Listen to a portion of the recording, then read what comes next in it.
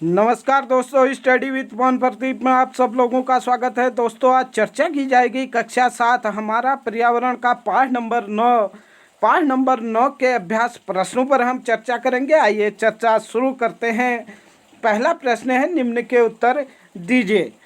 इसका क है, विश्व में कौन से 2 प्रकार के रेगिस्तान पाए जाते हैं। जैसे कि आप लोग अगर पाठ के दौरान देखे हैं तो विश्व में 2 प्रकार के रेगिस्तान पाए जाते हैं, या तो गर्म रेगिस्तान या तो ठंडे रेगिस्तान।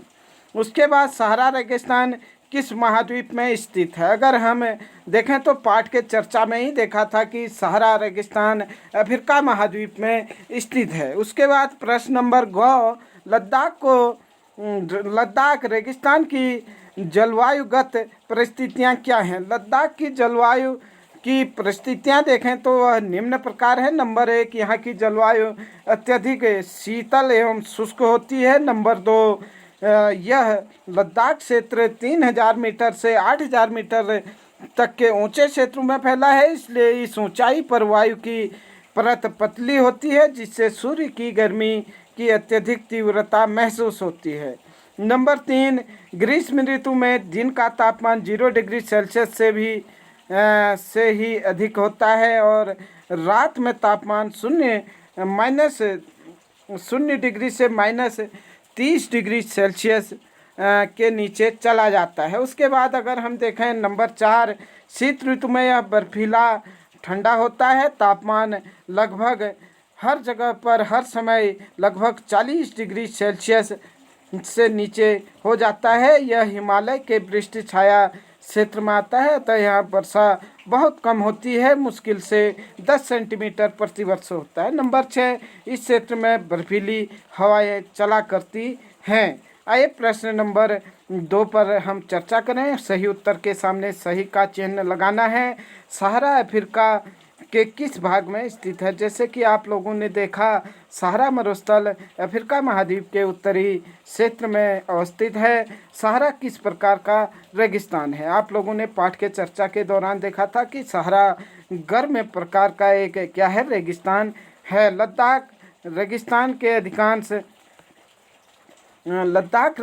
के अधिकांश निवासी हैं। जैसे कि पाठ के चर्चा के दौरान आप लोगों ने देखा था कि लद्दाख में जो अधिकांश लोग हैं वह या तो बौद्ध हैं या तो मुसलमान हैं, या नहीं बौद्ध एवं मुसलमान। रेगिस्तान की विशेषताएं हैं, मतलब रेगिस्तान की क्या विशेषता होती हैं। यहाँ पर अधिक वर्षण नहीं होता है, अल्प जलवाष्पण नहीं होता है, जबकि विरल जनसंख्या यहाँ पर विरल वनस्पति यहाँ पर पाई जाती है, मतलब वनस्पति कहीं कहीं पर यहाँ पर पाई जाती है। अगला प्रश्न है, लद्दाख में हेमिस प्रसिद्ध है। हेमिस क्या है। हेमिस एक बौद्ध मठ है जो यहाँ प्रसिद्ध एक बौद्ध मठ है। आइए अगले प्रश्न पर हम चर्चा करते हैं। इससे पहले इसी का प्रश्न नंबर 4, मिस्र निम्नलिखित में किस फसल के लिए प्रसिद्ध है। जैसे कि आप लोगों ने देखा, मिस्र में कपास प्रमुख रूप से उगाया जाता है। मिस्र की कपास पूरे विश्व में क्या है, प्रसिद्ध है। इसके बाद था आप लोगों का मिलान करने वाला, जैसे कि आप लोग यहाँ पर देख रहे हैं, मरुद्यान किसे कहते हैं। मरुद्यान जल के साथ गर्त या नहीं, जहाँ पर द्वीपों में क्या उग जाते हैं, खजूर के वृक्ष उग जाते हैं, उसे क्या कहते हैं, मरुद्यान कहा जाता है। उसके बाद देखें बेदुइन ये सहारा मरुस्थल में रहने वाली एक जनजाति है। उसके बाद तेल अगर देखें तो तेल लीबिया में इसके भंडार मिले हैं। ग्रेमी अगर देखें तो यह एक हिमनद है। और उसके बाद अगर हम देखें लामा यूरू तो यह एक बौद्ध मठ है। इस प्रकार से आप लोग यहाँ पर लिखेंगे, मरुद्यान जल के साथ गर्त, बेदुइन, सहारा मरुस्थल, तेल, लीबिया, ग्रेंगी, हिमनद, लामा यूरू, बौद्ध मठ। इसके बाद आइए प्रश्न नंबर 4। प्रश्न नंबर 4 यहाँ पर पूछा गया है कि कारण बताना है। रेगिस्तान में अत्यल्प वनस्पति होती है, मतलब बहुत कम वनस्पति क्यों होती है, ये हमें प्रश्न पूछा गया है। रेगिस्तान में कम वनस्पति उगने के प्रमुख कारण ये है, रेगिस्तान में वर्षा की मात्रा बहुत कम होती है। नंबर 2 चीज़, रेगिस्तान में रेत अधिक होती है तथा मिट्टी जो है वो काफ़ी कम मात्रा में होती है, जिसके कारण यहाँ पर वनस्पतियाँ बहुत कम उग पाती हैं या पाई जाती हैं। रेगिस्तान के कुछ भाग में पर्वत पठार होते हैं, उनकी भी चट्टानें नग्न होती हैं। आइए अगला प्रश्न देखें।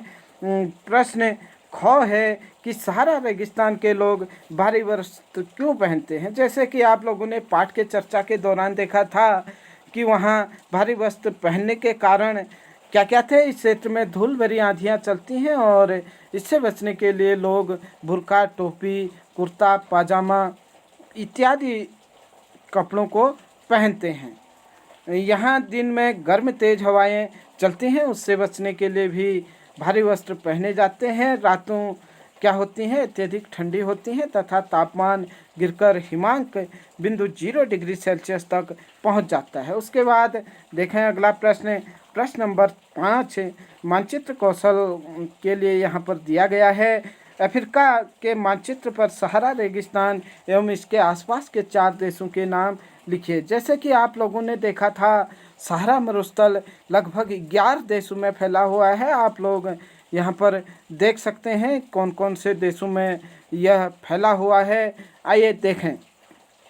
सहारा मरुस्थल के आसपास जैसे कि हमने देखा था, मिस्र का क्षेत्र आता है, साथ ही साथ लीबिया आता है, अल्जीरिया आता है, मोरक्को आता है, पश्चिमी सहारा आता है, माली आता है, मैरितानिया आता है, नाइजर आता है, चाड आता है, सूडान आता है। ये सारे देश आपके किसके आसपास आते हैं, सहारा मरुस्थल के क्षेत्र हैं ये। और इसके आसपास के जो 4 देश हैं आप देख सकते हैं, नाइजीरिया है, कैमरून है, मध्य अफ्रीका है, इथोपिया है। ये सहारा मरुस्थल के जो देश हैं उनके पड़ोसी देश हैं या नहीं, उनके आसपास पाए जाते हैं। आइए अगले प्रश्न पर हम देखें। प्रश्न नंबर ख है 5 का, भारत के रूपरेखा मानचित्र पर काराकोरम श्रेणी, जास्कर श्रेणी, लद्दाख एवं जोजिला दर्रा को चिन्हित कीजिए। अगर हम देखें, काराकोरम श्रेणी सबसे ऊपर में है, उसके बाद लद्दाख जास्कर श्रेणी है, उसके बाद लद्दाख श्रेणी है और उसके नीचे जोजिला दर्रा है, जो लद्दाख लेह को कारगिल से जोड़ता है या नहीं, श्रीनगर से जोड़ता है। आप लोगों ने ये चर्चा देखी। और जो ये काराकोरम जास्कर लद्दाख हैं, यह बृहत हिमालय से भी ऊपर ट्रांस हिमालय के क्षेत्र हैं। इस प्रकार से यह भारत के मानचित्र के उत्तर दिशा में काराकोरम जास्कर लद्दाख की पहाड़ियाँ अवस्थित हैं। ये चर्चा थी कक्षा 7 पाठ नंबर 9 रेगिस्तान में जीवन के विषय में अभ्यास प्रश्नों पर हमने चर्चा की। अगर आपको यह चर्चा अच्छी लगी तो लाइक शेयर कमेंट करना न भूलें। जय हिंद, जय भारत।